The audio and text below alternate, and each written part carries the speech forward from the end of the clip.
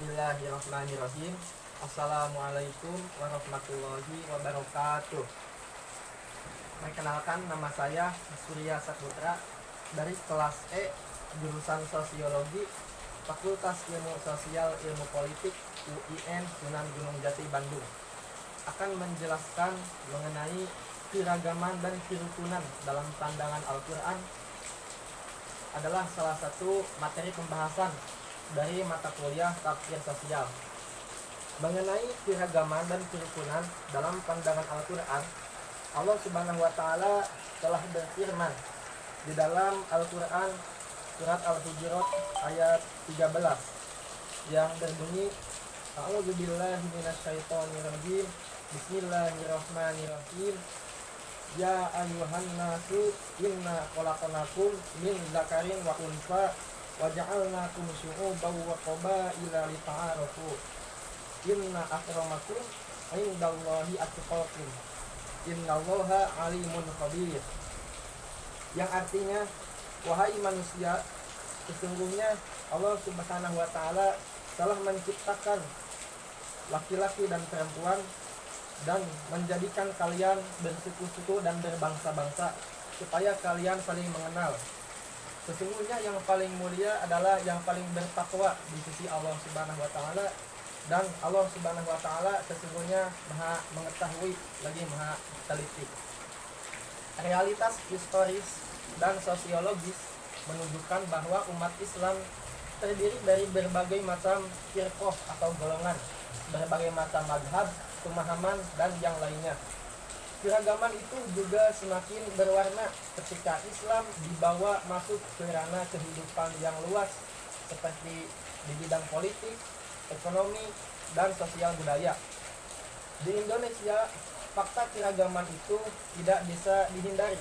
Oleh karena itu, ikhtiar yang perlu dan terus digelorakan adalah membangun persatuan dalam keragaman.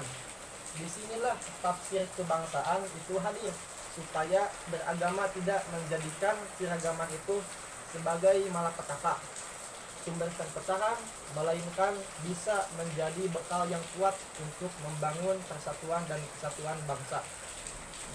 Indonesia mempunyai lebih dari 300 etnis yang masing-masing etnis memiliki budayanya tersendiri dan lebih dari 250 bahasa yang digunakan. Dan hampir semua agama terbesar di dunia terdapat di dalamnya.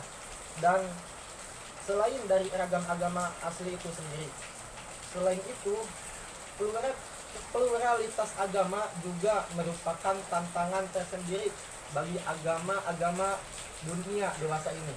Oleh sebab itu, jika pluralitas agama tidak disikapi secara benar dan arif oleh masing-masing pemeluk agama, utamanya para elitnya, maka akan menimbulkan dampak tidak hanya berupa konflik antar umat beragama, tetapi juga konflik sosial dan disintegrasi bangsa. Persatuan itu tidak hanya membentuk sebuah kekuatan, melainkan juga membentuk sinergis antara satu dengan yang lainnya. Ilustrasinya bagaikan batu bara. Sekuat dan semahal apapun batu bata itu, ilustrasinya bagaikan batu bata. Sekuat dan semahal apapun batu bata itu, jikalau hanya satu, takkan berdampak optimal bagi siapapun.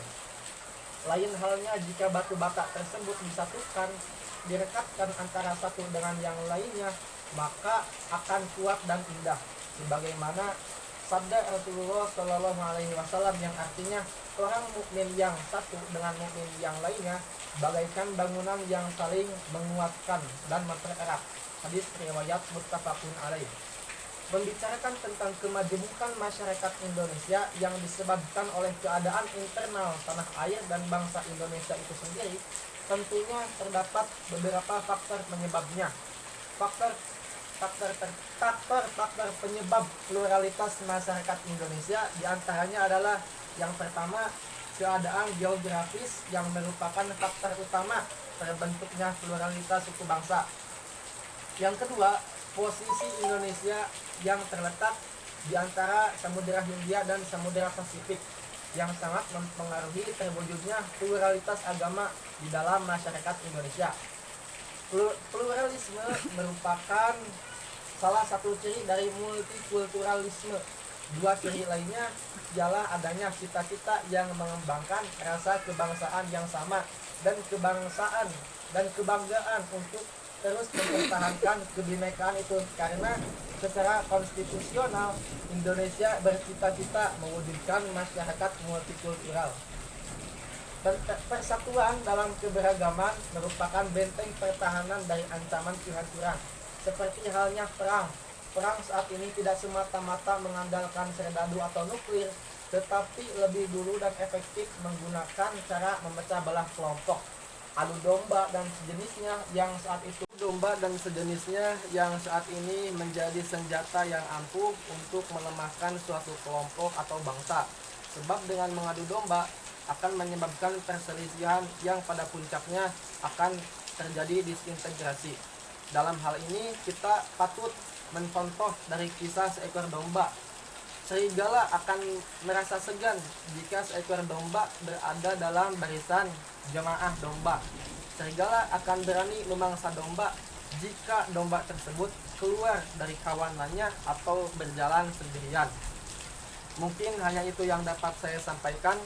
Terima kasih atas segala perhatiannya dan mohon maaf atas segala kesalahannya. Wallahu a'lam bishawab. Wassalamualaikum warahmatullahi wabarakatuh.